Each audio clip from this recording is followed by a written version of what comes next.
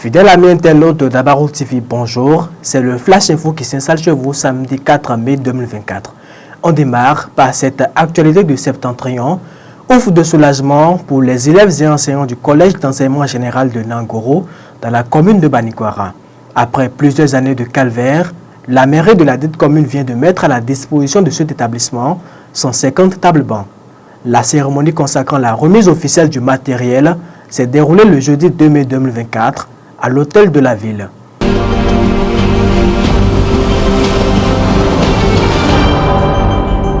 Les forces de défense et de sécurité ont réussi à contrer une tentative de trafic d'engrais à Kandi le vendredi 26 avril 2024 aux environs de 17 h.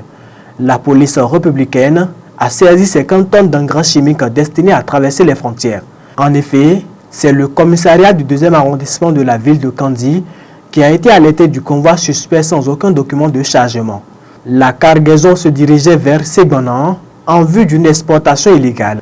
À en croire les informations publiées par la Direction générale de la police républicaine, l'intervention rapide des forces de l'ordre et de défense a permis d'intercepter le convoi.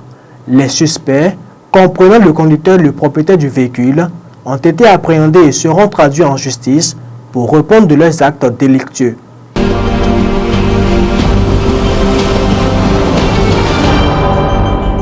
La fête identitaire et culturelle des Tchabets du Bénin et de la diaspora Odé-Ibilé aura bel et bien lieu. Les manifestations de la 3e édition de ces retrouvailles vont se dérouler à Kilibor, un arrondissement de la commune de Ouessé, du 16 au 19 mai 2024.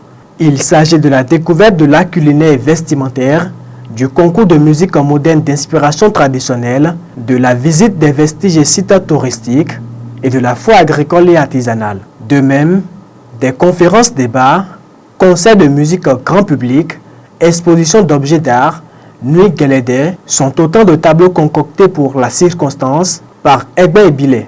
Pour plus d'informations et vos divers dons, contactez le plus 229 97 00 76 77 ou encore le 65 54 54 77.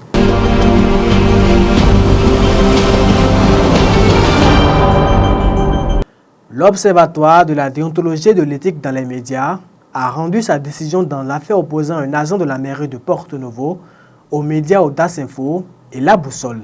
En effet, à travers une correspondance en date du 11 mars 2024, El Hadj Abdou Anziz Amoussa, administrateur des finances à la mairie de Porto-Novo, accuse les deux quotidiens de diffamation et d'accusations sans fondement contre sa personne dans une affaire de malversation foncière à travers des articles de presse. Après avoir analysé les faits présentés et les différentes preuves, l'Observatoire condamne ces organes de presse pour violation du code de la déontologie de la presse béninoise et invite les médias en cause à procéder au rectificatif de leur publication en lavant l'honneur du plaignant.